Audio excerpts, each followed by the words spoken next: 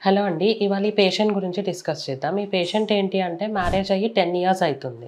10 years నుండి irregular cycles ఉన్నాయి. And వీళ్ళు ఎటువంటి ట్రీట్మెంట్ అనేది తీసుకోలే. బోత్ హస్బెండ్ అండ్ వైఫ్ గానీ, ఎటువంటి బేసిక్ స్క్రీనింగ్ టెస్ట్ గూడా అవ్వలే. లైక్ పేషెంట్ ఎగ్ రిజర్వ్ ఎలా ఉంది, ట్యూబ్ టెస్ట్ ఎట్లా ఉంది, హస్బెండ్ అనాలిసిస్ ఎట్లా ఉంది, అసలు ఏమీ తెలవదు. సో, బేసిక్‌గా స్క్రీనింగ్ టెస్ట్ అనేవి చాలా ఇంపార్టెంట్. ఎందుకు అంటే, మనకిప్పుడు పీసీఓడీ ఉండి వాళ్ళకి అనోవ్యులేటరీ సైకిల్స్ ఉన్నాయా, ఓవ్యులేటరీ సైకిల్స్ ఉన్నాయా, అసలు ఎగ్ అనేది రిలీజ్ అవుతుందా లేదా, లేదా ట్యూబల్ బ్లాక్ ఏమన్నా ఉందా, లేదు అంటే హస్బెండ్ కౌంట్ ఎలా ఉంది, మొటిలిటీ ఎట్లా ఉంది, ఇవన్నీ తెలుసుకోవడం అనేది చాలా ఇంపార్టెంట్. ఎందుకు అంటే ఇప్పుడు మనం అంతా ట్రీట్మెంట్ చేసి వాళ్ళకి ట్యూబల్ బ్లాక్ ఉంది అని కనుక్కోలేకపోతే మనం చేసే ట్రీట్మెంట్ అంతా వేస్ట్ అవుతుంది.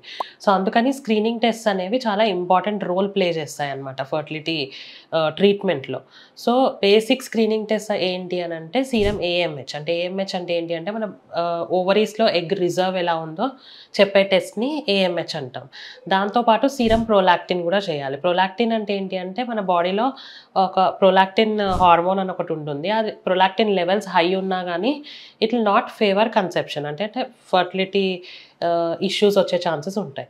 దాంతో పాటు హస్బెండ్ సీమెన్ అనాలిసిస్ గూడా చేయాలి. ఎందుకంటే హస్బెండ్ కౌంట్ గానీ, మొటిలిటీ గానీ, మార్ఫాలజీ గానీ ఇవన్నీ చూసుకోవాల్సుంటుంది. దాంతో పాటు ఫీమేల్‌కి ట్యూబ్ టెస్ట్ అనేది చాలా ఇంపార్టెంట్. సో, ఈ ట్యూబ్ టెస్ట్ చేయడం వల్ల మనకు ట్యూబల్ బ్లాక్ ఏమన్నా ఉందా తెలుస్తుంది. సో, ట్యూబల్ బ్లాక్ ఏమన్నా ఉంది అనంటే గనక మనం ఇదంతా ట్రీట్మెంట్ న్యాచురల్ గానీ, ఐయూఐ గానీ ప్రొసీడ్ అవ్వలేం గాబట్టి ఈథర్ ట్యూబల్ క్యాన్యులేషన్ అన్నా చేయాలి. లేదు అనంటే స్ట్రెయిట్ అవే ఐవీఎఫ్‌కెళ్ళిపోవడం అనేది better option. So don't ever delay your visits to a fertility consultant for a long period of time. Hope this was helpful to you. Thank you.